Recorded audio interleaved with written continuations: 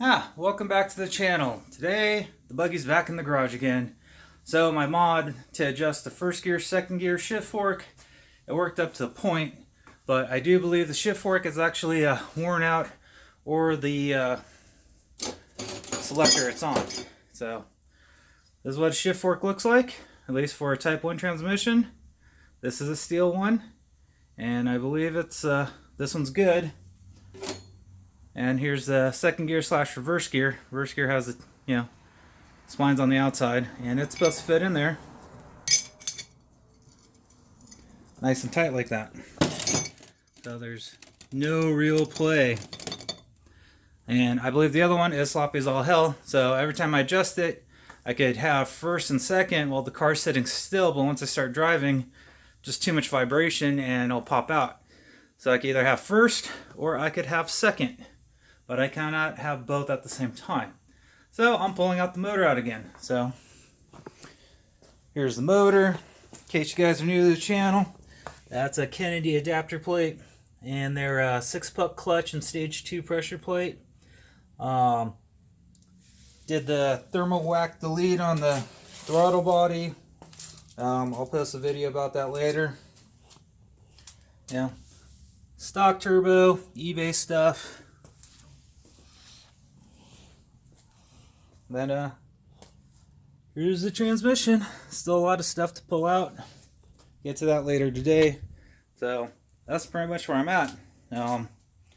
Gotta undo the axles, shocks, and Kiefer bar setups and whatnot, and then take the transmission out. So I'll shoot another video once I get everything out and see how bad it is. But other than that, the car was driving great. On a side note, it's amazing how people these days don't realize what it takes for an old car like this to actually do the speed limit, or allegedly much higher than the speed limit on the freeway.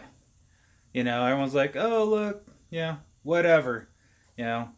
Kids these days, they don't know that this was a 40 horsepower engine. It'd be lucky downhill, to do 65, let alone going uphill, hauling butt. But that's today's youth, So that is a little update for now. Post any questions. Thank you, new subscribers. And I guess give you a quick walk around since I got the car out. Everything on it's pretty much empty. Don't have money to buy Willwood and stuff like that. Maybe if I get more subscribers and actually make that YouTube money, I'll start buying really name brand stuff. But like the rear brakes, Impy's, Porsche pattern, Chevy pattern, you pick one, put in the studs and use it. The fronts are the same. The master cylinder is also Impy's big bore one. Once you go disc brakes all the way around, you're going to need it, or you're going to have a really soft pedal. The rear sway bar is Impy. The urethane mounts are Impy. The Kiefer bar kit is Impy. The 27mm sway bars are Sway Away. The heavy duty shocks are KYB. What else is Impy on here? The chrome spring plates, I don't know where the hell those came from. Buddy gave them to me because I had cut my original ones and made 3-inch drops on them. But other than that, stock S5 motor, Artec chip. They're actually going out of business. They have tech support, but they are not supplying, as far as I know, anything new. So if you got it, good for you. If not, tough caboodles. I mean, I like their product. I don't have to run like an HKS fuel defender or a boost cut defender, whatever you want to call it. The chip added 5% fueling, got rid of the boost cut, got rid of the speed limiter if it was still an RX-7, which it's not, so it doesn't matter. And I felt the car ran better. What else is in here? I do have a HKS pressure vane controller. I'll do a whole video about that. The cabling is not long enough, so it actually sits under the back seat with the computer. Oh, there's something you can see. Let's see all the sloppy wiring.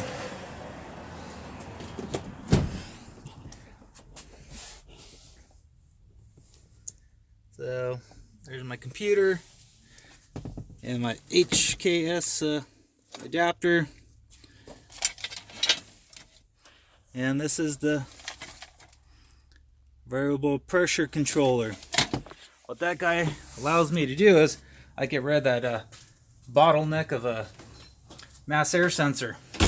So I had to add a secondary map sensor, a secondary intake sensor, intake temp sensor, and you twist the knobbies until you feel it runs right. So I no longer have to run a map. So right now I just got a elbow on it and a screen, and yeah, you can hear the turbo spool and everything. It's actually pretty cool. Let's see what I do with that elbow. So elbow, this was the screen out of my Cobra intake, fold it over, put a boot on it, and some zip ties. Bam! Somewhat air filtration. Eventually I will put back the old stuff, but I mean, well, look at that bottleneck. You know, down to 2 1/4, 2 1/2, I think it was, and then the rest of it's 3-inch. So, plus it was a plunger type, so there's like a bullet in the middle.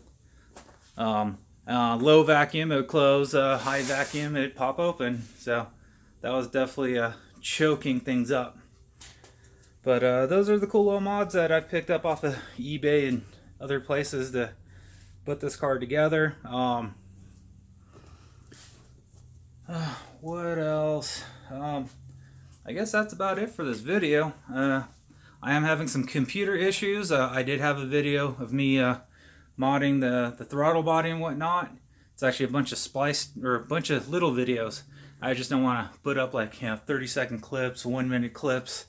You know, if you're going to click on this channel, might as well get your attention for 5 or 10 minutes. So once again, thank you for watching.